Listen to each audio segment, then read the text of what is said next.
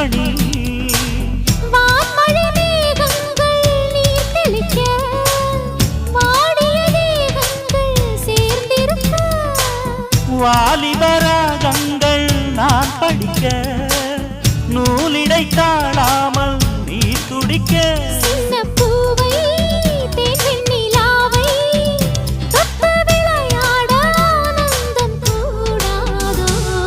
பாண்டியனின் ராஜ்யத்தில் புயலால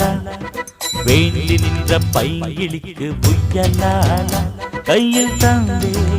கல்யாண மாலை மையல் கொண்டே நான் இந்த வேளை